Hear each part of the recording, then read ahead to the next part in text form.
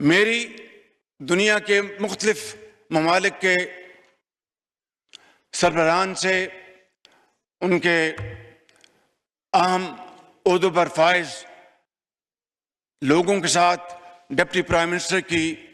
इनकी गुफ्तगू हुई। खुद मैं तुर्की गया था और उसी दिन it was a share coincidence कि उसी दिन यहाँ पर ये जो वाक़या हुआ पहलगाम में, उसकी हमें इत्तला अनकरा में मिली। हमारे बड़ी फौज के सिपह सलार जनरल सईद आसिफ मुनीर की उनके बरतानिया के जो हेड हैं फौज के, उनसे मुलाकात हुई और दूसरे ममालिक के साथ, और मैंने काकूल में वाशगाफ अल्फाज में कहा कि पाकिस्तान का इस वाक़े के साथ दूर दूर तक कोई ताल्लुक नहीं है, और अगर किसी को शक है तो मैंने कहा कि हम एक इंटरनेशनल कमीशन बनाने की ऑफर करते हैं जो कि इंतहाई शफाफ तरीके से, इंतहाई क्रेडिबल तरीके से इस वाक़े की तहकीक करे। पाकिस्तान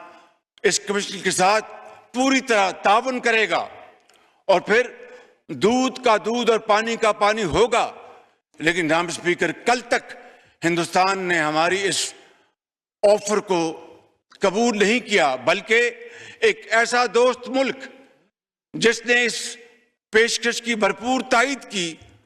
उसको हिंदुस्तान ने उनके सफीर को बुलाकर डिमाश किया। जनाब स्पीकर, इन हालात में ये जो पिछले दिन गुजरे हैं, हर रोज इत्तला मिलती थी कि आज हिंदुस्तान के जहाज आएंगे और वो पाकिस्तान पर हमलावर होंगे। मैं आपको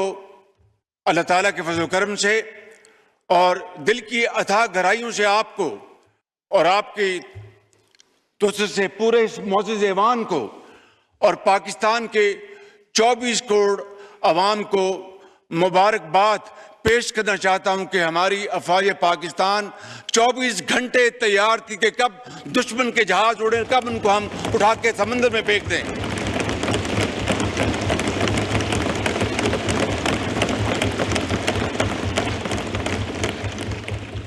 जनाब स्पीकर, आज से 5 दिन पहले हिंदुस्तान ने वो राफेल जहाज खरीदे हैं, उस पर बड़ा नाज करता है, लेकिन जनाब स्पीकर, नाज नहीं किया जाता। अल्लाह ताला को उससे हर वक्त डर के दिन रात मेहनत करनी पड़ती है, खौफ खुदा के साथ, इंतहाई आजी के साथ, मगर बड़े कॉन्फिडेंस के साथ दुश्मन का मुकाबला किया जाता है। आज से चंद दिन पहले उनके राफेल जहाज कॉम्बैट फॉर्म में उड़े, वहां से हमारी अफवाज एयरफोर्स हम वक्त तैयार थी। जो ही वहां से उड़े, जनाब स्पीकर, मैं इस ऐवान में आपकी तोसत से अपने जो हमारे एयर चीफ जहीर बाबर, उनको अपनी तरफ से, आपकी तरफ से और पाकिस्तान के 24 करोड़ अवाम की तरफ से मैं सलाम पेश करता हूं कि उन्होंने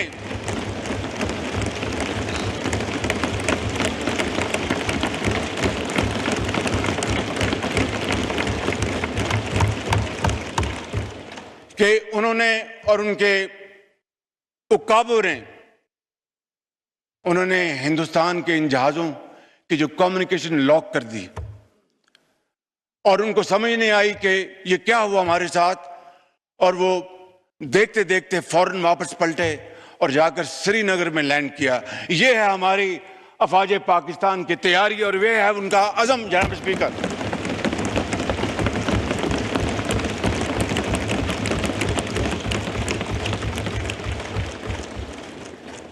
कल रात को, और ये नहीं कि हमें खबरें नहीं मिल रही थी, लम्हा भर लम्हा खबरें मिल रही थी कि हिंदुस्तान के क्या उनके मज़मूम अज़ाइम हैं और क्या उनके नापाक प्लान्स हैं। कल रात को जनाब स्पीकर हिंदुस्तान ने पूरी तैयारी के साथ, और कोई उनके ऑल टोल्ड 80 जहाज इस हमले में शरीक थे, और उन्होंने पाकिस्तान में 6 जगहों पर 6 शहरों पर हमला किया, जिसमें आजाद कश्मीर के 2 इलाके, जिसमें भावलपुर, जिसमें शेखुपुरा, जिसमें सियालकोट, इन इलाकों पर जनाब स्पीकर जी शकरगढ़ जी उसमें शकरगढ़, इन इलाकों में जनाब स्पीकर हिंदुस्तान के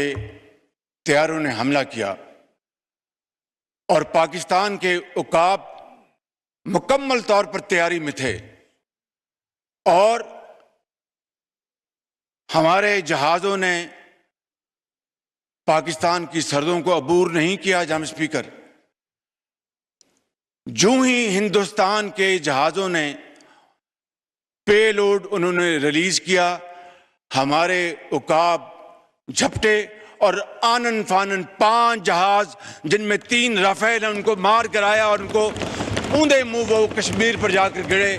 बठिंडा में जाके गिरे।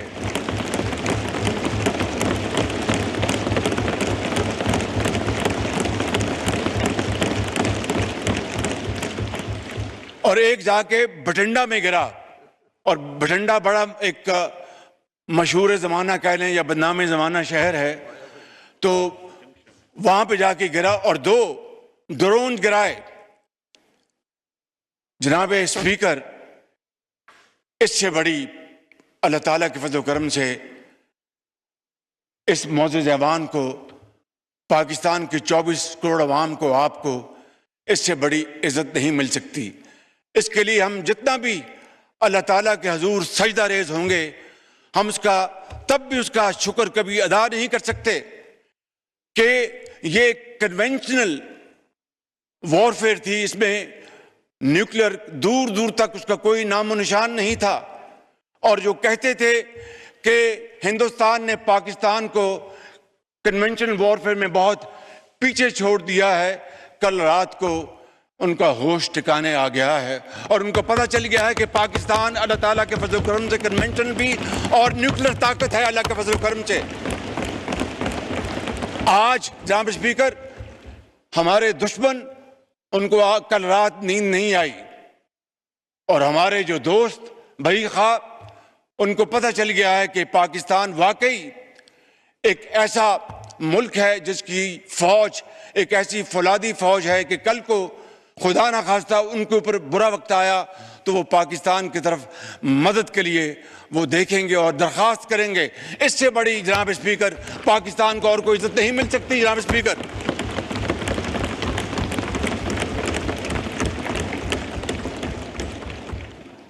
जनाब स्पीकर,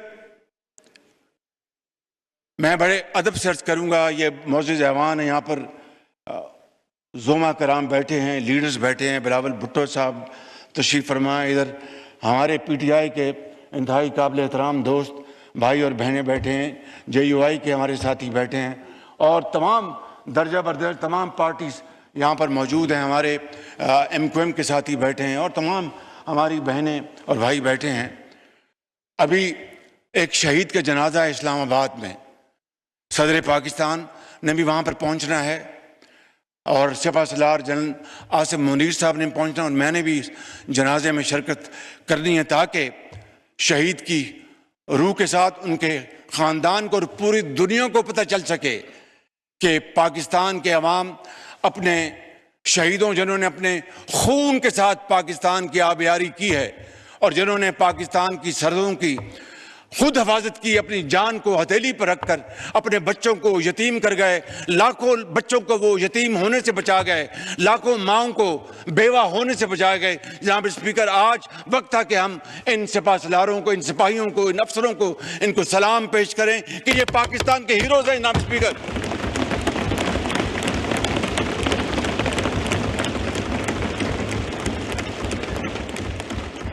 जनाब स्पीकर, मैं वक्त की किल्लत की वजह से मैं फिर इंशाअल्लाह बात करूं, लेकिन एक बात मुझे कहनी है। आपकी तोसत से इस मुअज़्ज़ज़ ऐवान की खिदमत में। ये कल का जो वाक़या जो हुआ और अल्लाह ताला ने पाकिस्तान को अजीम फतह अता फरमाई, उसकी क्या वजह थी? उसकी वजह थी कि इंतहाई आला पाए की तैयारी, प्रोफेशनलिज्म, जज्बा कुर्बानी, हुब्बुल वतनी, उस जज्बे से सरशार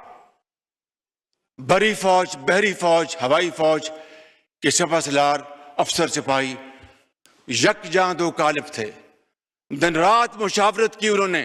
और प्लानिंग की। मैं तफसील में नहीं जान चाहता। ये 5 जहाज जो ऊंधे मुंह गिराए हमारे शाहीनों ने, ये 5 के बजाय शायद 10 हो जाते, लेकिन एहतियात से काम लिया हमारे हवाबाजों ने, हमारे शाहीनों ने। मैं ये अर्ज करना चाहता हूं कि ये इत्तेहाद, इत्तफाक और मुशावरत की बदौलत था। मैं बड़े अदब से आज यहाँ पर अपने इस मुअज़्ज़ज़ ऐवान के तमाम भाइयों और बहनों से, बशमूल PTI के भाइयों और बहनों से मुल्तमिस हूँ कि आए आज के दिन इकट्ठे हो जाएं और पाकिस्तान को इकट्ठे होकर बनाएं, पाकिस्तान को अजीम बनाएं।